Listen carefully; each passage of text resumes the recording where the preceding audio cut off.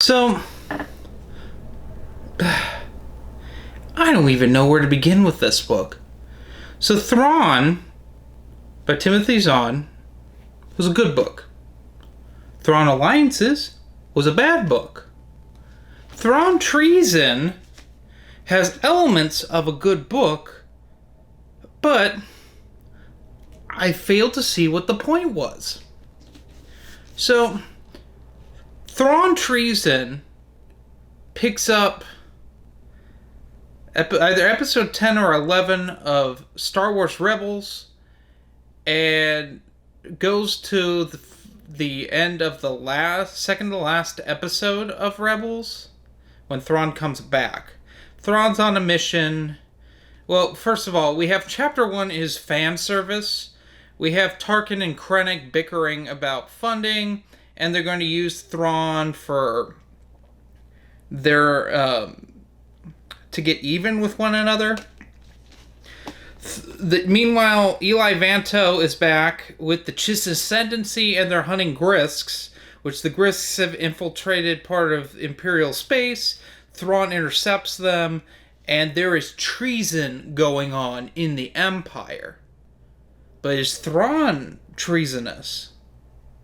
That's discussed in this book. This book was good. By itself, it's good. Where it falls apart is the logic of this book and why it couldn't be anywhere else. I get that, because I'm going to have to spoil Rebels Season 4 for you. And I will overall give my thoughts on Rebels Season 4, because I did sit down and finally watch the final season of Rebels. Overall, it was okay. It was very disappointing. Very disappointing. It didn't get as brutal as I thought it was going to, which is a disservice to it, for one thing. Granted, we did have character deaths. We didn't have as many as should have been done. Quite frankly, the only one that really made sense to keep alive was Hera. Because Hera is involved in the new canon in other places. Everyone else should have been fair game to kill. And they dropped the ball on that. Granted, Kanan is killed, which was really upsetting. It's probably the saddest death in the new canon, not counting Han's death in Force Awakens.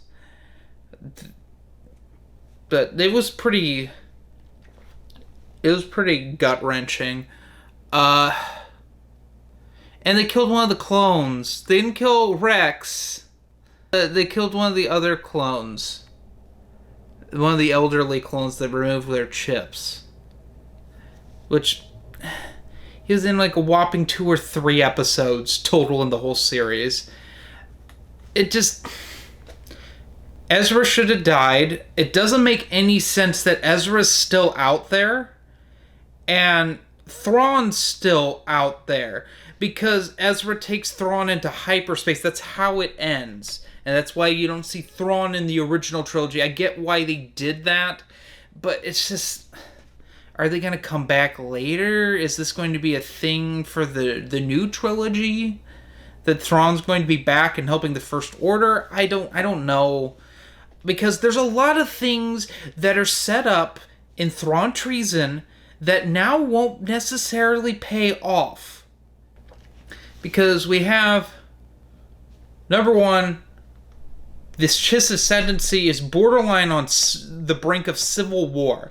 That is discussed in this book. Which, they could go that direction, but would it be as so interesting without Thrawn? I don't know. Admiral Aralani is a new character in this, and I like her. She's admirable. Like, she's cool. She's not, she doesn't have the cool intellect that Thrawn does, and no one has that, which is thankful. I was so thankful for. I was so thankful that each Chiss character is their own character in this. Because, quite frankly, I think this is the most chiss we've seen in a Star Wars book ever, at least that I've read personally. And I haven't read every Star Wars book, but there's a lot of chiss in this. We have navigators. Eli has like a thing for one of the navigators, kind of. She might have a thing for him. I would love to see that get developed. There's a lot of potential here. But I don't know if we'll ever get that, quite frankly. I mean, if Zahn's allowed to write more, I guarantee he will write these characters. He's given himself plenty of characters. There's a little stupid in this book with Pelion shows up. For those of you who don't know, Pelion's a big character in the old expanded universe. One of Zahn's original characters. He and Thrawn worked well together, but they don't actually meet. They talk over an intercom. It gave me vibes of, I think, Choices of One did that. Because, granted, in the EU, Zahn established that Pelion and Thrawn don't actually meet until Era of the Empire. But they talk over the intercom in Choices of One, and it was really irritating. And I got vibes of that again, and I did not like it. Granted, Pelion shows up in Rebels, too, and for like 2 seconds. It's the same shit. And, otherwise, I liked all the characters in this book. The book is, like I said, is pretty solid, except for when it ties into other things. So it opens, and Hera's been captured. It ends with the Emperor and Thrawn having a conversation, which prepares the series finale with Ezra and the part of the temple thing that was freaking weird. You had to do something, and time travel exists in Star Wars. We've already did a Legends podcast about this, and I don't like it, quite frankly. It's weird. But they had to bring Ahsoka back from getting freaking wrecked by Vader. So, yeah, time travel exists, so Dave Filoni can have his favorite character back. Thankfully, there is no Ahsoka in this. But, man, it's a good book, but and for the trilogy as a whole, we can't call it a trilogy. I'm just saying this right now. I'm going to be someone who says there's still only one new canon trilogy of books, and that's the Aftermath trilogy. The Thrawn books, in order to be a trilogy, in my opinion, there has to be an overarching plot, and there really isn't between Thrawn books, except for Thrawn serves the Empire, but that's not enough of a plot to actually, warrant this being called a trilogy.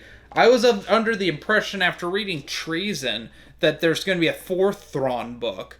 But after watching Rebels, I don't know. I don't know if Zahn will be allowed to write another Thrawn book. Unless they call it Shadow of Thrawn, and it's just all of his characters he's established, trying to deal with the aftermath of Thrawn's just missing. Along with his whole fleet is just gone. So, yeah. I don't know. It's 3 out of 5. It's an okay read. In fact, it borderlines on being a good read at times. But things just aren't paying off. Typical of the new canon. Speaking of paying off, not paying off at all, we'll be talking about one of the worst canon books.